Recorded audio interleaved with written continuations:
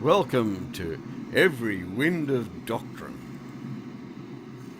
We're living in a time when every wind of doctrine is blowing. Here's a few gusts. Revelation 6:1, the Lamb, Jesus, in AD 31, suddenly changes to Jesus at the judgment of 1844, without even an abracadabra. We're living in a time when Satan is striving to implant seeds of skepticism and infidelity in every mind. Revelation 6:8, and he opened the fourth seal, a pale horse, and power was given to them over a fourth of the earth to kill with sword. Oh, that's World War II. No, 70 million were killed in World War II, but 25% of the world's population in 1940 was 575 million. That makes it 505 million short. This falsehood would even choke a horse.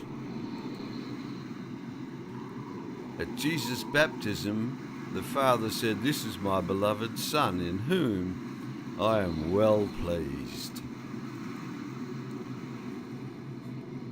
A non-Trinitarian looks at the dove and says, "You don't exist. You're only God's alter ego." We're living in a time when error is taught so insidiously that the faith of many is being rapidly undermined. What about Christian rock? At least the young people come to church, some say. No, the church has been lowered to young people's music. To believers today, this message speaks plainly of the dangers that will threaten the church and the false doctrines that they will have to meet. Well, the three angels' messages are pretty straight. Let's just preach the first angels. We don't want to upset the other churches or drive people away, to quote a minister.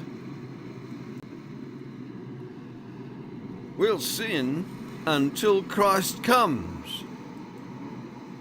Well, you can, and you'll burn. Don't be deceived. He that is unjust, let him be unjust still, and he that is filthy, let him be filthy still, and he that is righteous, let him be righteous still. This is said prior to Daniel 12:1.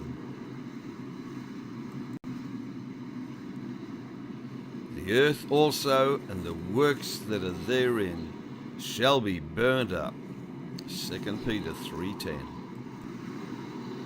Paul encouraged the believers to look forward to the time when Christ, who loved the church and gave himself for it, would present it to himself a glorious church, not having spot nor wrinkle or any such thing.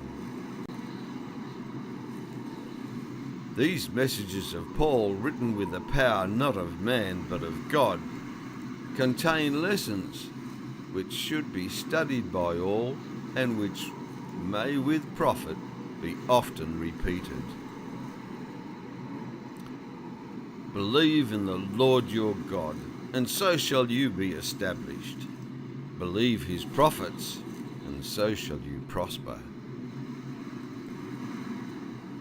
The Apostle Paul exalted Christ before his brethren as the one by whom God had created all things, and by whom he had wrought out their redemption. Whoops!